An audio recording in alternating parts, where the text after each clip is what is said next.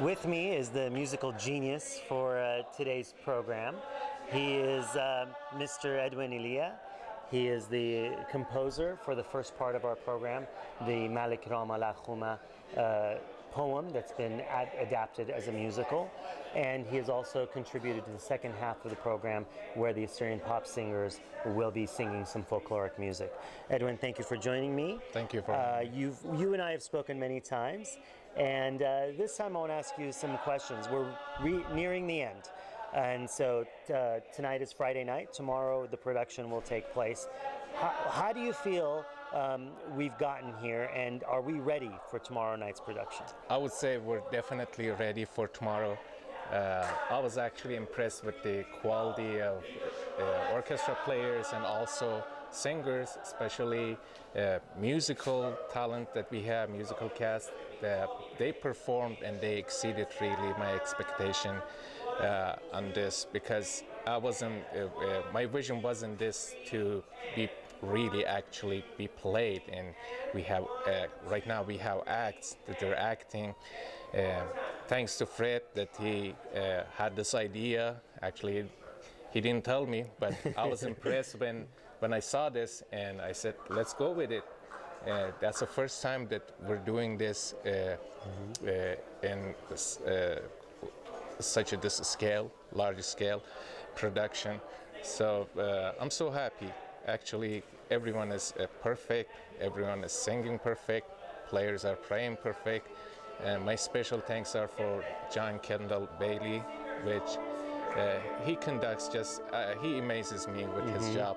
He's really good, and I'm sure that our music is in good hands. Yes, yes. So now let's talk about when you first started. How were you approached about even doing this? And then what was your involvement from the beginning? Well, I was offered two poems, two sections. Both were stories from the works of late Hannibal Alkhas. And I read the poems and I thought about them, and I chose Malek Rama because there is a lot of, lots of stories going on, like auxiliaries for the main story, which is the guy's desire to see his dad. And I chose this one because I thought people would connect much better with this story. And this is basically a story that happens in a normal life. People lie, people, do all kinds of stuff, but the final message is a good message. Basically, has a happy ending. Final message is that we forgive people that they did bad to us, and that's why I liked it. And I think people would love the story. Then I started doing it section by section and see which parts needs to have a music. I put the music on basically in the parts that are not narration, the parts that are actually people are interacting with each other. Right. And I was thinking to just have those parts like for the first thought was to present just the songs of this musical, not to have any players, to present it, see if people would like it or not. Then we do a full production of this. But they took it too far, and I love that. I love what they did, and I'm impressed really. So I think people would leave this event with a really good memory. And my goal was to also connect the Assyrian music with Western music. So I use kind of,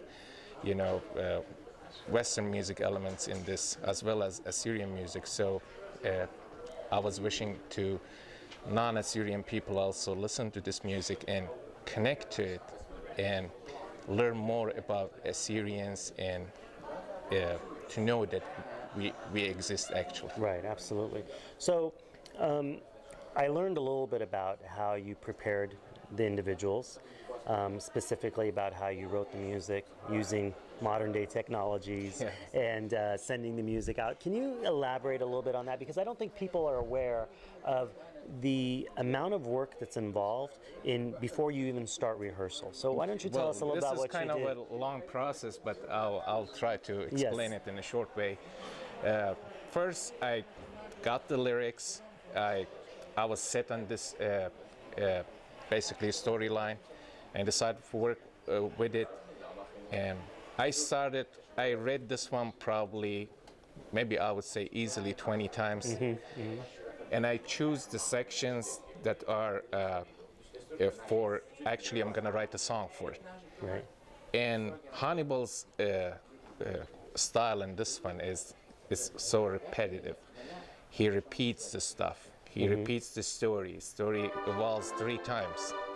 So I tried to kind of repeat those in tunes and used it, the same tune, different orchestration. So I basically built it in sections. After I was done with that, I would know that here is the bad guy, I should write this music, here are these, like a love scene here, kind of. Then I started composing. I basically composed it on just a single piano. Sometimes I play guitar. I just, sang the songs, and then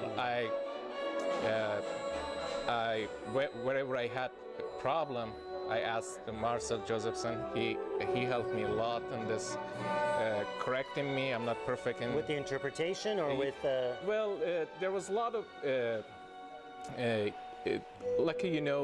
meanings of the word.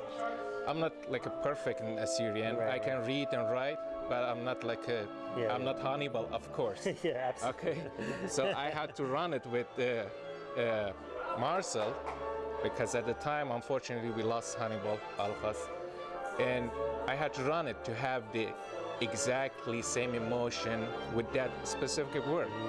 Because if you write the different music for different word, it means different.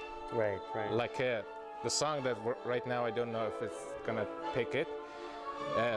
Like one part it says,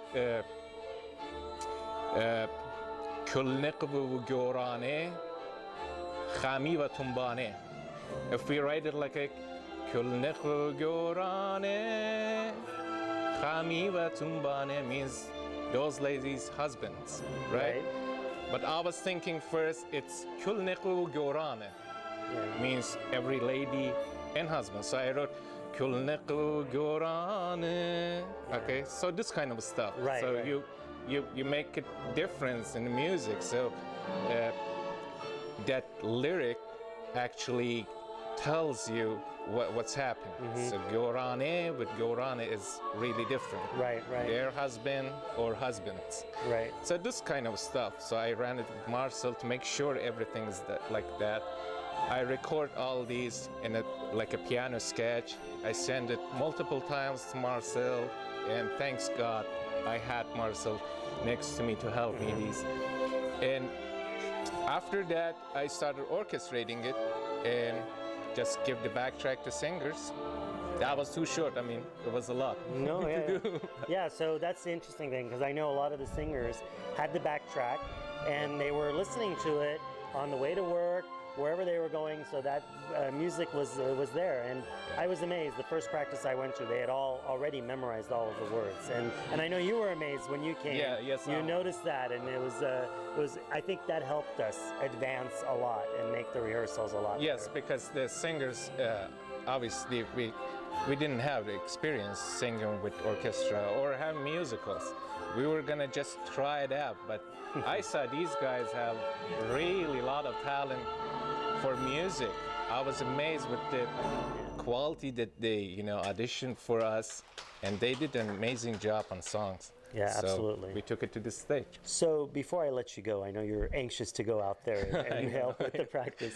So when you did all this work, and this is, thousands of hours of work, what was the message that you wanted all of the people sitting in the audience watching the DVD to take away from it? Well, of course, first message was that yes, we can do it as Absolutely. Syrians. Yes, we can do it. If people believe in us, if people believe in their talent and their artists, and they support them, yes, they can do stuff like any other nation that they Absolutely. did. That was the first message to say that we can do this, and we can go out with the musical that we actually understood every word of the musical. Right. And we can sing along with it. We can, listen to it later. We can play it in our schools. It's not just for Mesopotamian Night.